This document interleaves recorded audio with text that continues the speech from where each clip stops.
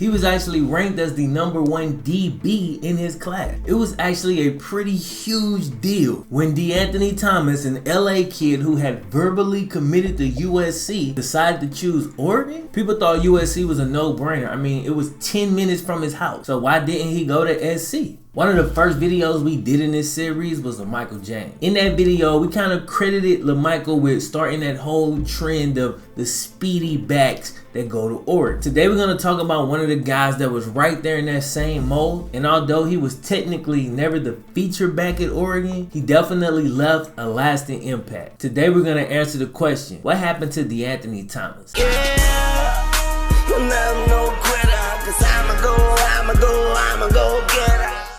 When deAnthony Thomas was 12 years old, he played in Snoop Dogg's Youth Football League. He played for a team called the Crenshaw Bears, and even in his Pop Warner days, deAnthony was a star. And way back then, he was given a nickname that now Kobe Bryant is famous for. There's conflicting origins of this nickname. Some accounts say Snoop Dogg gave him this name. Other accounts say he was introduced to Snoop Dogg with this name, although I'll say the first story sounds better, so let's just roll with that one. The story goes that deAnthony was playing against Snoop Dogg's team, and the very first play of the game, deAnthony touches the ball, takes it 100+ yards for a touchdown, and the Black Mamba was born until Kobe took it.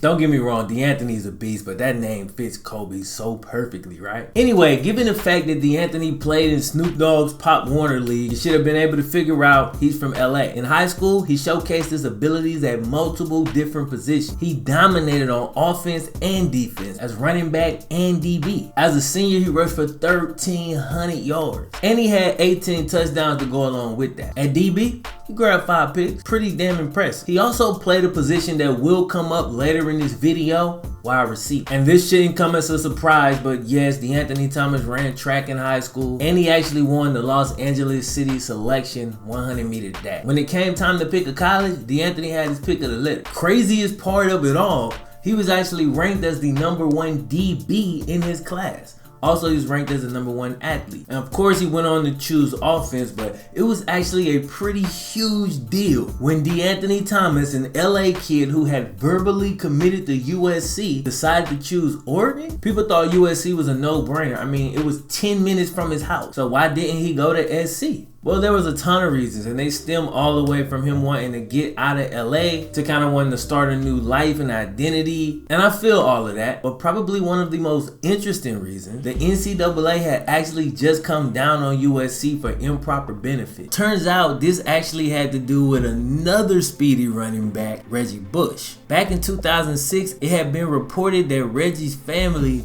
may have received some gifts that were in violation of the NCAA policy. So bam, in 2010, 1 year before deAnthony Thomas was supposed to come out of high school, USC was put on 4 years of probation, along with a number of other punishments. Then the Trojans dismissed Todd McNair, who was the running back coach who had recruited deAnthony Thomas. Then Pete Carroll was going to the league, so it was like, come on bro, I'm not going there, it's unstable. That makes sense. There you go. Did he make the right choice? Well, as a true freshman, he racked up over 2,000 all-purpose yards. So, yeah. I'm talking about first year on the campus, he put up 18 touchdowns, which was the most by any freshman in Oregon history. Y'all, his versatility was immediately on display, as he was the only player in college football that year to have over 400 yards rushing, 400 receiving, 400 returning. He also shared the trophy for Returner of the Year and just had an all-around pretty goddamn spectacular true freshman season. Then later that year in the Rose Bowl, bro, check this out. He only had 2 carries in the whole game, right? 2 carries. One went for a 64-yard touchdown. Then the other was a record-breaking 91-yard TD, bro. This wasn't against some slack D2 school or in a game that didn't matter. This was versus Wisconsin in the Rose Bowl, in a game that Oregon won by 1 touchdown, 45-38. I mean, dog, that's 155 yards on 2 carries, bro. And he scored 2 touchdowns. I had to recheck that. Like, I was like, what? Yo, that's being explosive, bro. That's 77 yards per carry. He had just stepped on campus, dog.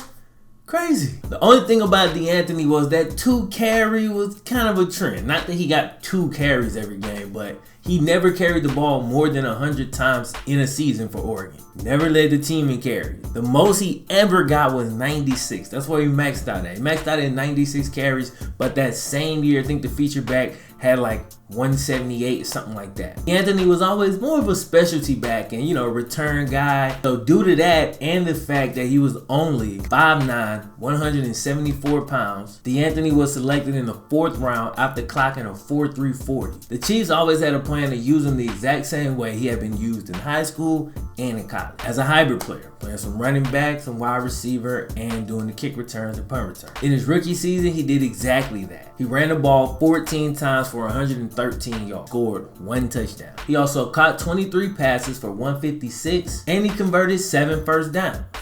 But in his rookie year, he really made his money and made an impact in the return game. He gained over 400 yards on punt return and over 400 yards on kick return. He also scored a punt return touchdown. Now, it was clear to everyone, including DeAnthony, that he had certain limitations as a running back, due in large part to his size and his running style. He was a very versatile back, and the Chiefs needed some help on the wide receiver side of things. How much help, you ask? Well, they finished the 2014 season without having any receiver catch a touchdown on the whole year. Y'all remember this? So they were desperate for some help at wide receiver, and they thought, we might actually have a wide receiver on our roster who we're not using to his full ability. That was their thought process. Next season, when he showed up to camp, they told him, you're in the wide receivers room, player. DeAnthony was kind of shocked by it, but he was cool. Spoke highly of the wide receivers coach and said he really liked the camaraderie amongst the wide receivers. And that is a thing, you know what I'm saying? That's a thing. I think it's really something about like wide receiver cores and like the DBs, but any groups where multiple guys play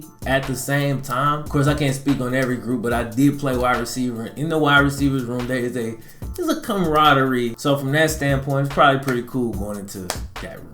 So in 2015, the Chiefs had permanently switched DeAnthony to wide receiver. Unfortunately, DeAnthony dealt with multiple injury problems that first year, and he never really got going, man. He dealt with a concussion issue, and then once he came back from that, he had this mysterious non-football related injury that was just shrouded in mystery, classified as a personal issue, and that ran all the way into 2016. Problem with that, in 2016, the Chiefs drafted this dude in like the 5th round. His name is Tyreek Hill. Tyreek Hill came on the scene and did everything that DeAnthony Thomas was drafted to do. He was a natural receiver, having played the position his whole life. Fun fact, he actually went to Garden City Community College, which is a school that Independence, which is the school from Last Chance U Season 3, that's a school that they play. So we'll see Garden City in Last Chance U Season 3. As a matter of fact, they were almost chosen for Last Chance U Season 3. That's got nothing to do with this. Let's get back on track. Real quick, if you didn't know, yes, I'm the plug for all Last Chance U news. Interested in that? Stop playing. Click the button. Let's go.